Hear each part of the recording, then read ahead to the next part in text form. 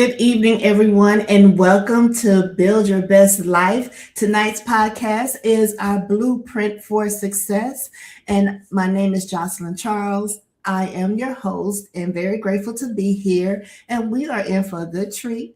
We have Pastor Ricardo Miller in with us. Coach Ricardo Miller, you pick and choose which one you want to refer to, but nonetheless, someone who brings a lot of knowledge and his expertise and his experience in building businesses, building relationships, and supporting young men as well.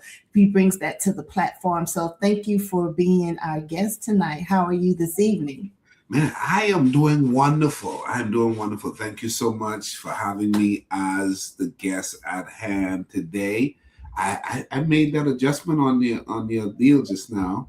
Okay. Yeah, and so I would click something else. we're having a time. We're having a time. But yeah, Adjustment. I won't touch anything else. And no, you're fine. But no, I'm having a great time. This has been an incredible journey. How about you? I have been blessed and highly favored.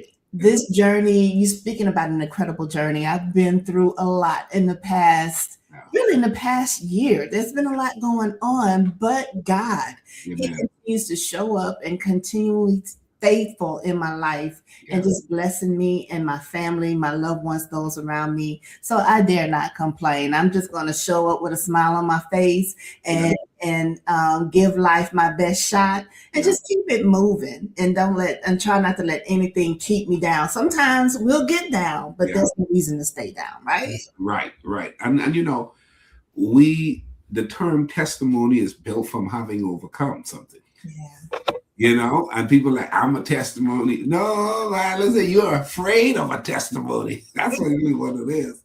But you know, we keep getting up and we keep moving forward, and so it's a joy. Like this evening, the conversation at hand, man, I thought this is one for the record books because we, more specifically young men, very seldomly are taught how to argue.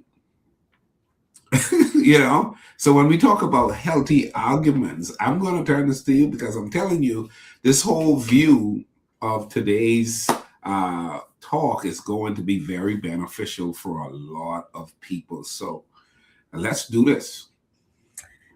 All right. Yes, we are not taught how to argue healthy. And for our viewers who are tuning in, I just want to first and foremost say thank you for those who are tuning in with us this evening. We greatly appreciate you. And I want to give a shout out to Mr. Dan Smith. Hello and good evening, sir. And Coach Deborah D. Smith is on with us tonight. We love and appreciate you and keeping you lifted up in prayer. It was good speaking with you the other week. And thank you for trusting us in this space and serving the community and giving back as far as supporting young men, giving them the tools that they need to be successful, respectful young men and growing in society in order to give back and contribute to society as they grow into their young adulthood. And so for our viewers, please make sure you give this live some thumbs up, a heart, and share with loved ones who have young men at home, who are raising young men, especially single mothers. They need all the support that they can get in raising young men. Our topic for tonight is very significant because no one is taught about healthy arguments, turning conflict into connection. So that's what we're covering this evening. And so I can't wait to get into it and hear what you got to say, Ricardo, about this because this is a great topic. It needs to be shared and needs more exposure. So tell the audience about your opinion in this area. Most people think arguments are bad, definitely, right? Yeah. Are healthy arguments actually necessary for healthy relationships? And what's the difference between a healthy and an unhealthy argument? Listen, let me tell you something. I would actually like to do a book on this subject. I think we could do a whole series on this talk. And I see Miss Linda is on there in the Bahamas. Listen, Miss Linda, we talking about healthy arguments. Somebody says, is there such a thing? Well, yes, there is. See, healthy arguments are necessary because growth happens through honest conversations.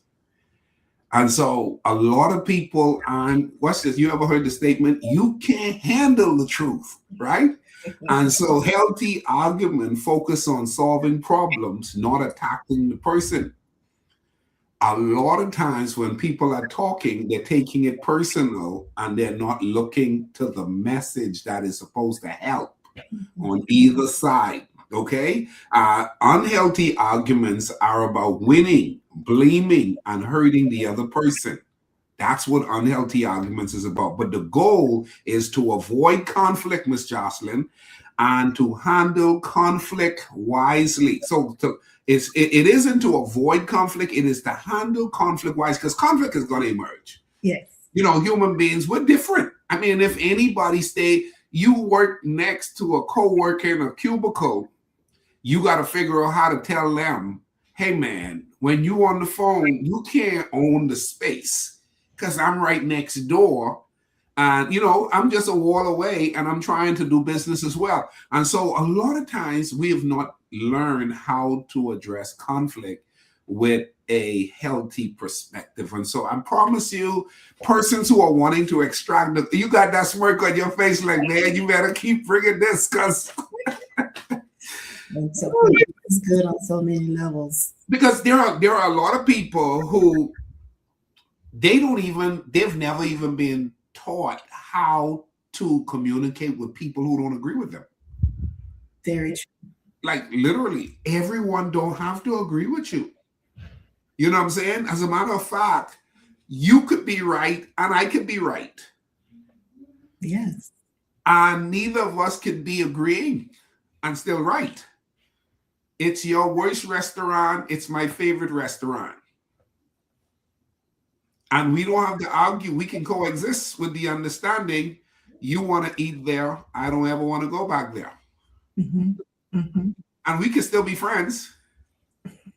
But it gets to an ugly state when I'm trying to make you feel some kind of way about what you have chosen to accept as, I like that restaurant. And so anyhow, healthy arguments are necessary because growth happens through honest conversation. So I was talking to a person on a few weeks ago, and I said the healthiest of relationships is built around difficult conversations. Yes. In other words, you could tell me anything. I can tell you anything. You understand what I'm saying? Absolutely. But there are tons of relationships where husband tells wives, I can't tell her. Wives tell husbands, I can't tell you. Children tell parents, I can't tell you. You see what I'm saying? Yes. And vice versa. And so when we talk about mothers with sons, hey, listen, there's some difficult conversations that need to be had. And it's not a bad thing. Or sons talking to moms and talking to siblings and talking to and so forth. So I just think healthy arguments focus on solving problems, not attacking the person. If we can get to that point where you realize I'm talking to you about a problem, I'm not talking about you. Yes. There's a difference. Yes. And a lot of people can't tell the difference. So Jason Baston, he's in Canada.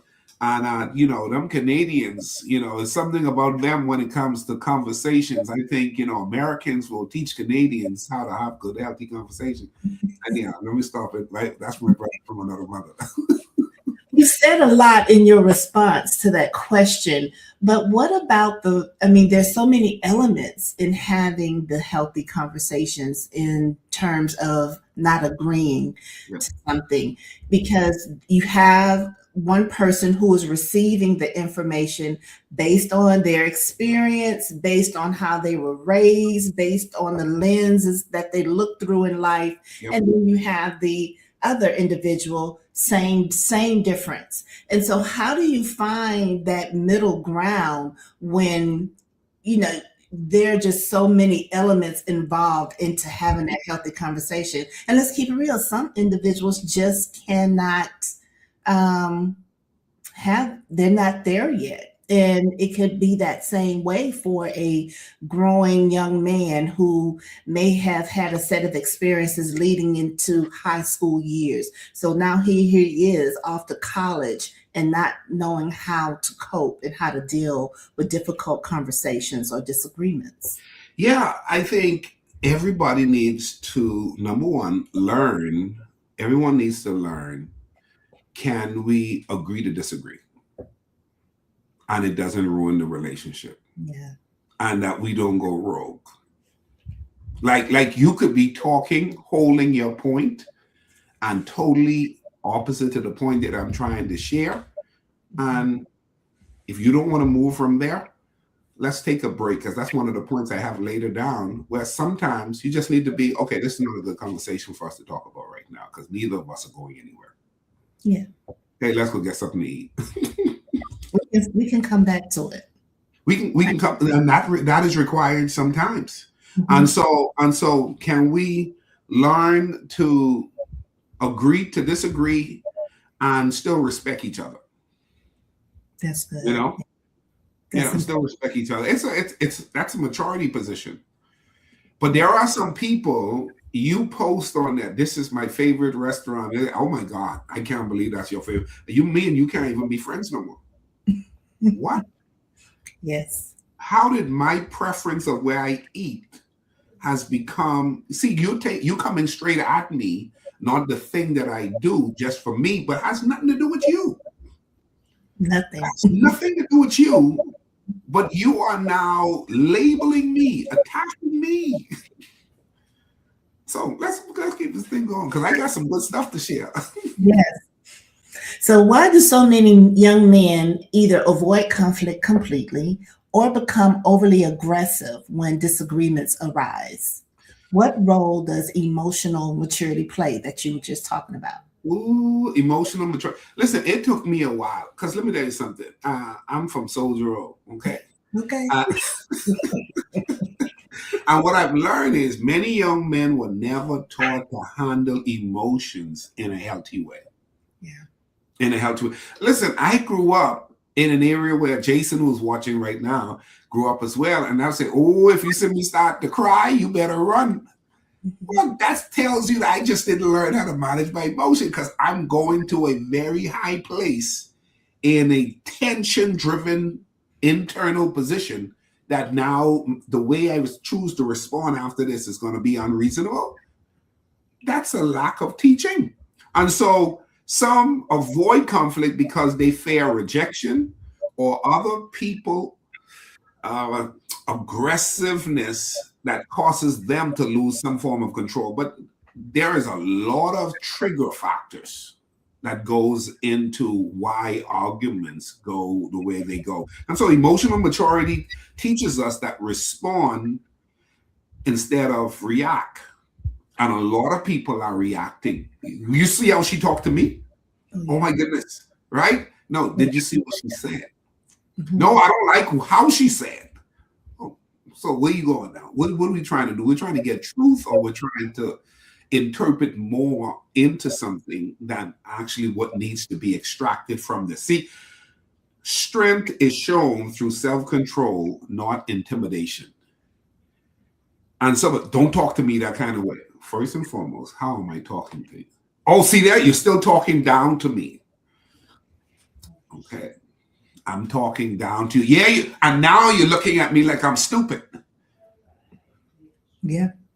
What do you mean I'm looking at you? Now you think I'm stupid? Keep talking. Triggers and some insecurities. Yes. Yeah. And that person is blind to the way they're responding a lot of times to what shouldn't even be an offensive position. Absolutely.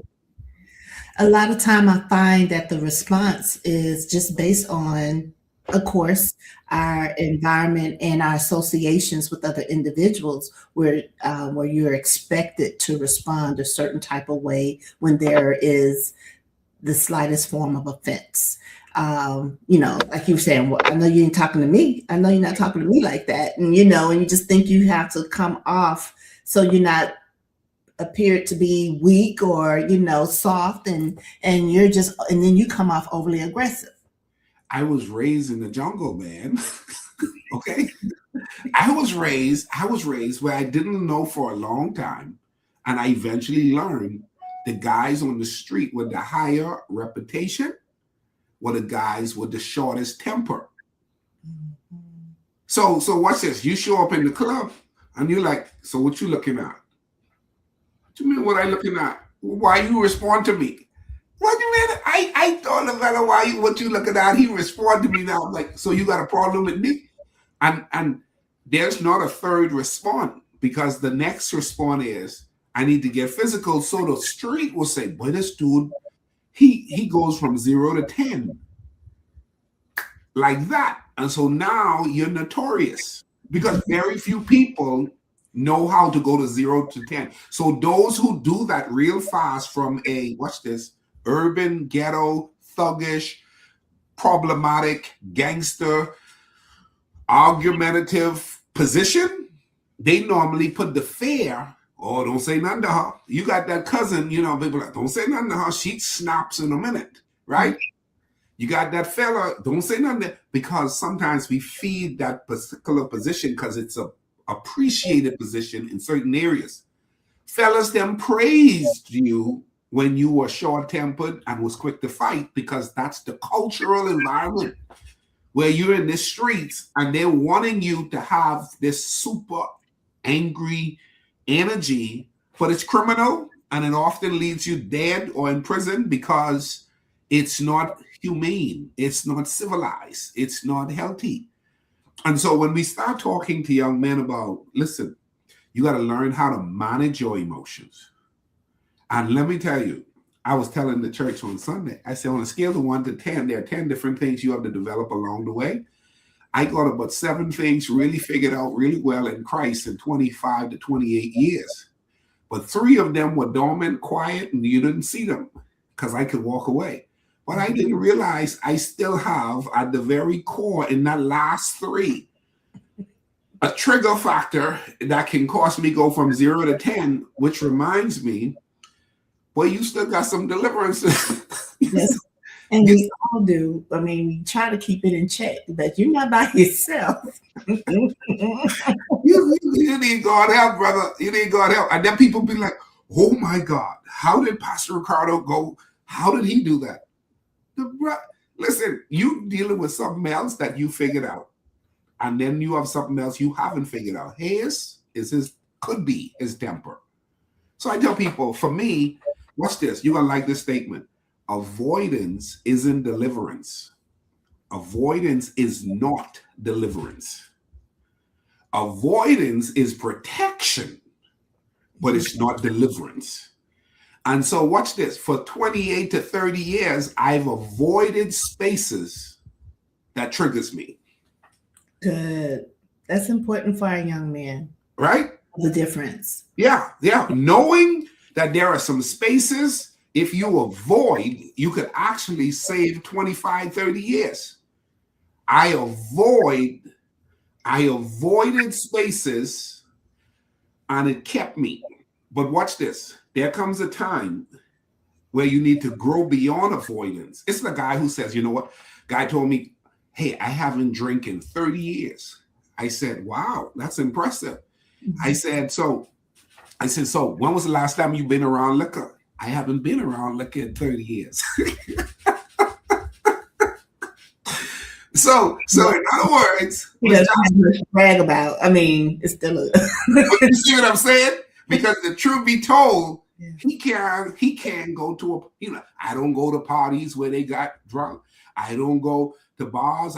He cut off everything. That's avoidance, which is good. Hats off to you, bro. Mm-hmm. But if he go to his daughter's wedding, you understand what I'm saying? He mm-hmm. comes to the family picnic and there's a bar. Mm-hmm. I wouldn't go. See, that's avoidance, which is good. But there's a development stage where you need to be able to get to where you could simply just say no. Yes. Yes. You know what I'm saying? He should be able to turn it down. And I'm telling you, I've been asking myself about that sometimes because I've had a couple moments of late, and I was like, "Whoa!" I went straight to 0 to 8. I felt like Soldier Road. I'm like, "Oh!" And then you feel bad because the same guy who may have not been sober for 30 years, one drink, he ends up feeling guilty because he said, "Oh my goodness, I don't know what happened. I was sober for 30 years, but you weren't delivered. You haven't acquired the skill set beyond avoidance."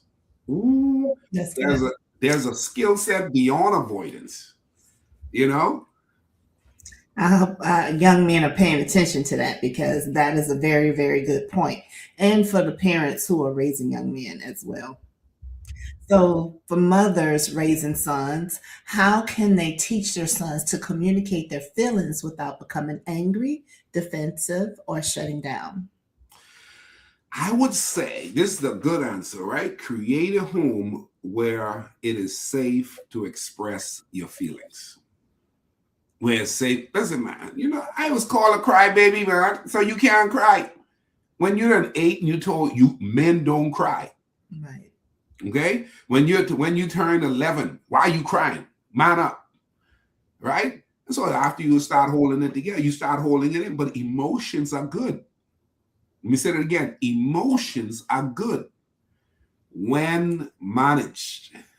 Mm-hmm. Emotions are good when managed. The unfortunate thing is, most young men, they hold it in because they were taught, don't cry, man up, be strong. I just won't cry. You ain't supposed to cry. Don't run in my arms. I was preaching at one church one time. It was a men's weekend, and they had me come and speak, and it was fathers and sons. And I said to the men, hey, every man in this space who have a son, I want you to look them and hold their hands. Well, that was a problem with my culture. 2 men shouldn't be holding hands. Mm-hmm. And they took that as, Ray, where are you going with this?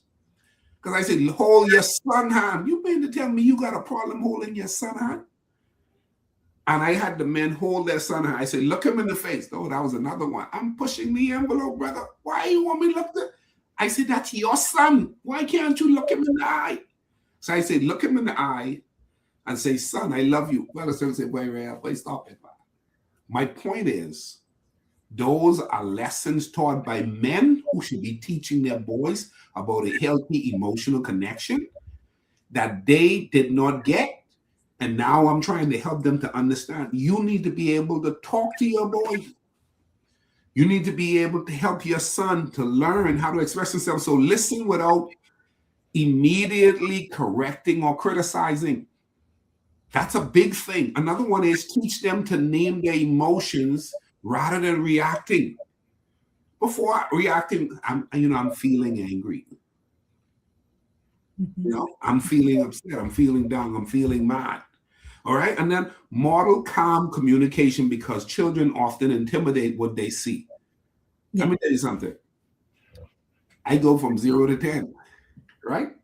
So now I'm having to realize when I manage it, I could say, RJ, you see that? I really could have gone to 10 just now. Would you see how I pulled that down to 3? That's called a skill. But so model calm communication. Don't raise your voice. I can get my point across without raising my voice. That's good. What I think is important, Nugget, to really circle back on when you spoke on managing emotions.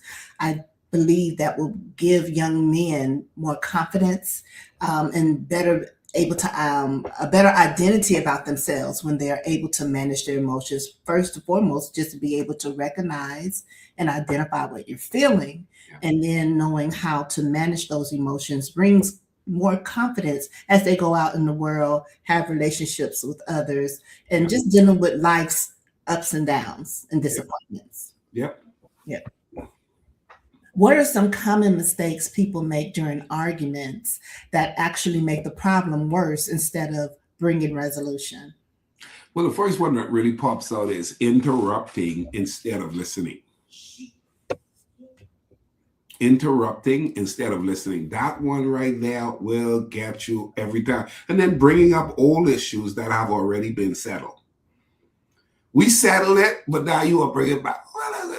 Hey, Karen and I, when we have our moments, I said, well, that was me last Monday. I tell my wife, I said, listen, that was me last year, and I didn't mean no more. So I'm sorry. I change every day. I for the good. Hey, every week, God is doing the work in me. Yes. And so attacking character instead of addressing the issue. You so stupid. No, I did something bad, but that don't make me stupid. Right. You see? And so speaking in anger instead of speaking with wisdom. So there is this uncontrollable way of expressing yourself that actually damage rather than help. I'm going to say what is on my mind because that's how upset I am. Mm-hmm. Well, what you're about to say is about to scar as well.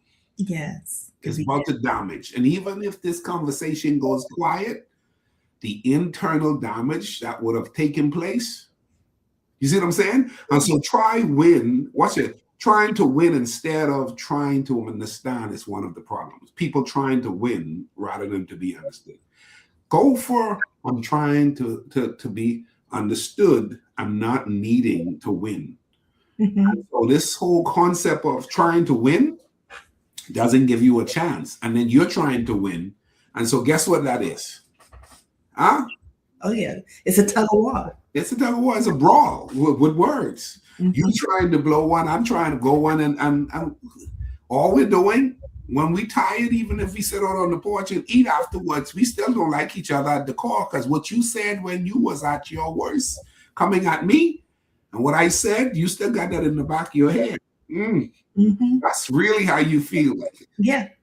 The fact that that person went there. Yeah. Yeah, it damaged the relationship. Certain words are never to be spoken, but that takes a discipline to not say it even though you feel it.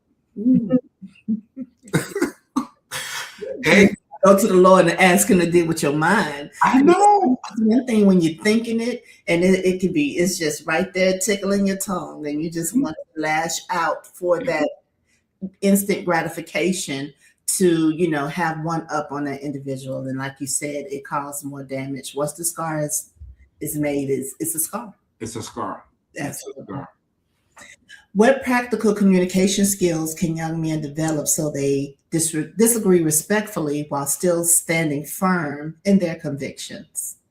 Speak the truth with respect. Okay. I'm just saying the truth, but how you're saying it is disrespectful.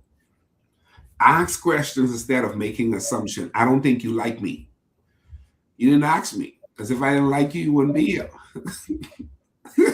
Man. That's something right there. Hey, watch this. Stay calm even when the emotions are high. That's a skill. Yes. I've been practicing that lately. I actually have this massive, I'm going to use the word obsession with the monk-like behavior. Yes. I've been hanging out in my flower bed, and when I do my coaching session, and people go high and they go low and they be all over the place. I said, how does that make you feel? And they're like, well, you were the problem too. I said, oh, okay. So I'm the problem. I'm just going chill, because at the end of the day, here's the deal. Stay calm even when the emotions are high is a skill everybody can acquire. Okay? Yeah. But watch this. If you came from Pleasant Grove, that ain't an easy skill. If you came from Stop 6 in Fort Worth, that ain't an easy 6. If you came from the Grove in Nassau, the point is there are some environments where you were raised, it's hard to stay calm because you were raised to be argumentative. Anybody who's argumentative, there are some people, they are a bomb ready to explode. And so stand firm on your values while remaining humble. What you're saying is not true. Mm-hmm. You can say whatever you want to say, but at the end of the day, it's not true. My apologies that you feel that way about it. I'll say that much. But at the end of the day, you have the right to feel the way you feel. Yes. Stay firm on your values while remaining humble. Because when you square off, if you ever watched a movie about gorillas, they say when you see a gorilla, don't look them in the face. Yeah, yeah. They tell you bow your head, because that's a humbling position. Don't square off. And so I came from the jungle. I tell you that at the beginning? You did. You did. I came from the jungle where when you square off, that's a problem. What? The fella said, what? What you mean, what? Like, where do we want to go? How did we go where we want to go? Really fast. You see that? Yes. All right. I've witnessed it. I've seen it. So how can someone recognize when an argument is no longer productive? And what are healthy ways to pause? I think you just touched on that. What are some healthy ways to pause the conversation without simply avoiding the issue? Give us some more examples on that. I'll start with, when no one is listening, you ain't listening, I ain't listening, we need to say, Jess, let's pause. Mm-hmm. If voices continue raising, wisdom says, take a break. I'm going for a drive. I'm going to go sit outside. Because voices are raising. You understand what I'm saying? This ain't going nowhere. This is going in the wrong direction. Agree to revisit the conversation after emotions settle. Right now, you and I are upset. Talk about this again later. At some other. No, we're going to talk about this now. Yeah. Let's watch this. Let's put this on the shelf and let's get back to this. Watch it. I'm mad right now. Oh my God, I can't believe he just mashed up the can. He's so wrong. I just told you I needed a break, but you kept coming. Mm-hmm. Absolutely. And is it true for young men to understand not all conversations,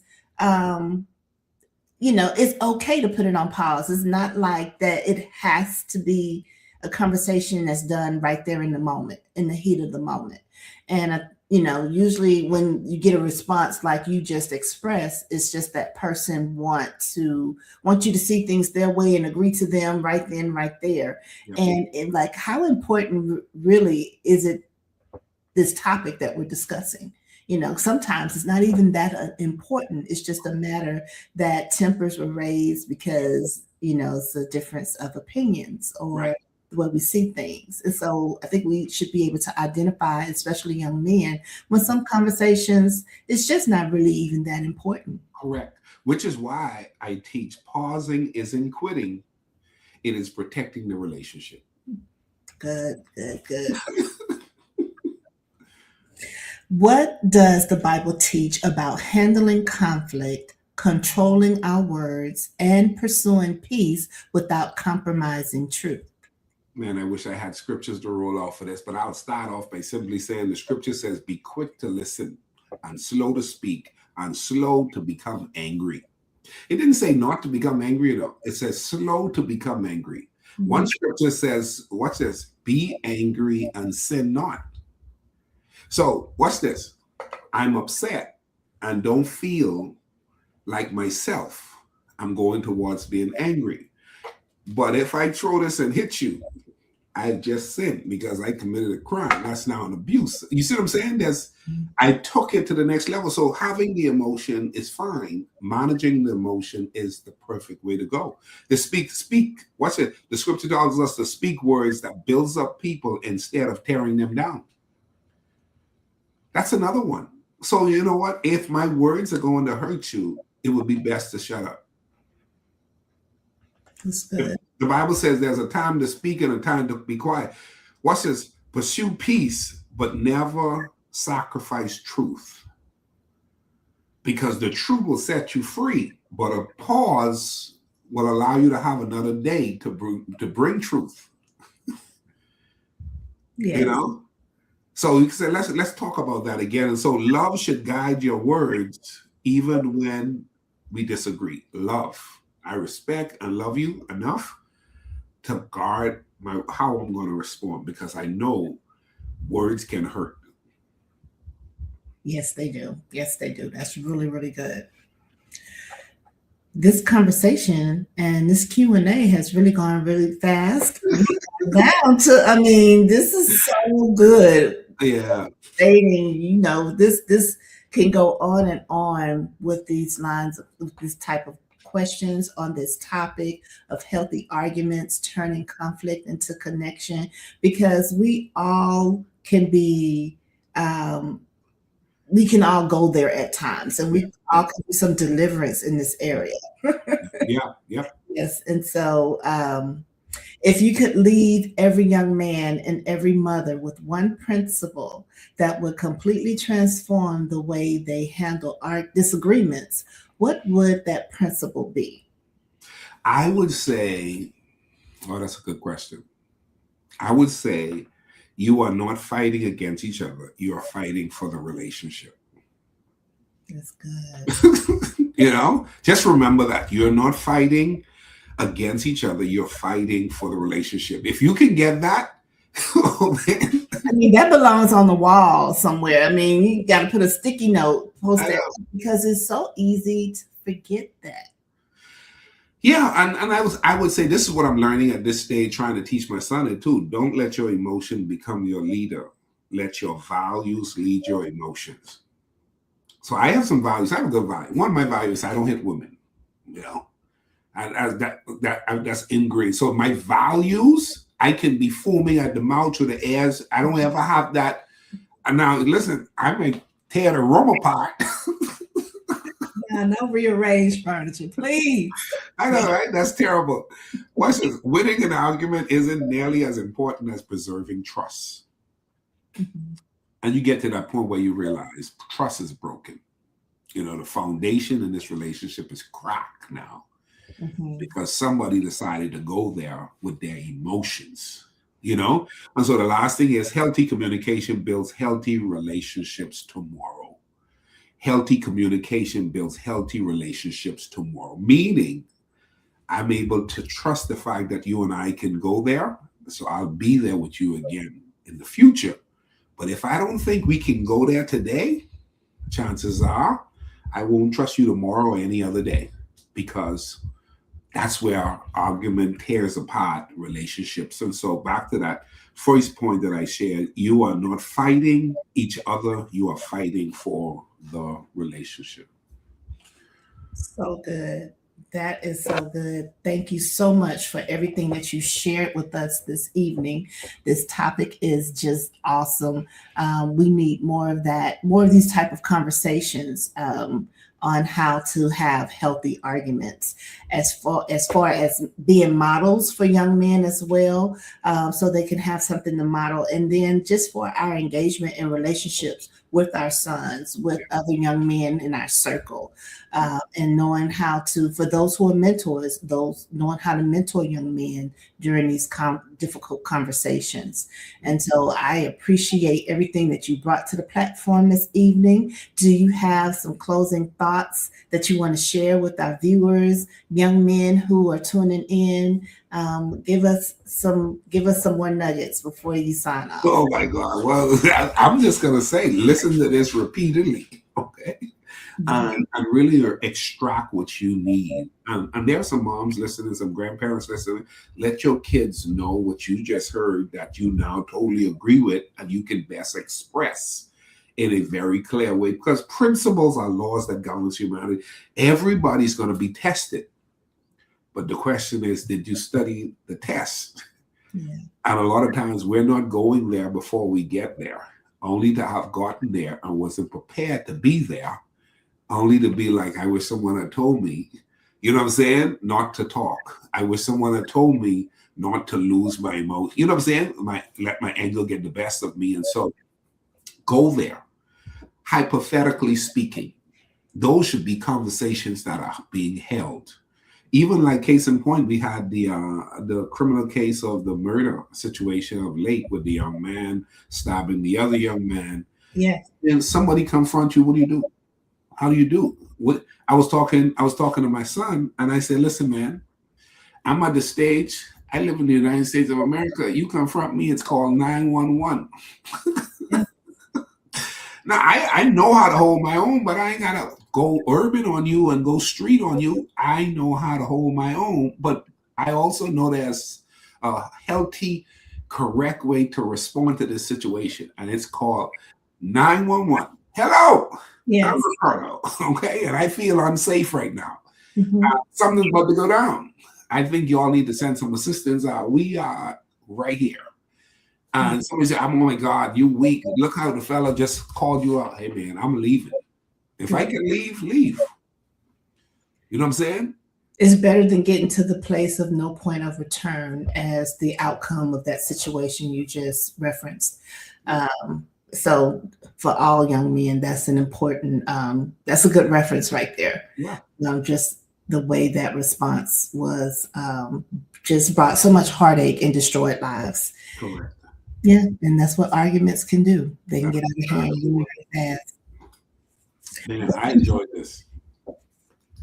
I did. I enjoyed this as well. Our viewers were very supportive and just gave us a lot of encouragement in the chat. We greatly appreciate each and every one of you who has tuned in. Mr. Melvin Lee, good evening, and thank you for tuning in. Miss Nikki Jackson, hello, lady. It's good to see you. Thank you all for plugging in this evening and participating in the chat. It gives us all the encouragement that we need.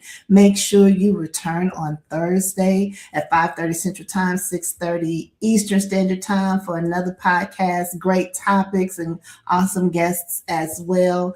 Coach Ricardo, thank you again for tuning in. We greatly appreciate you. So we are signing off tonight here at Blueprint for Success. We love and appreciate you, and thank you for tuning in.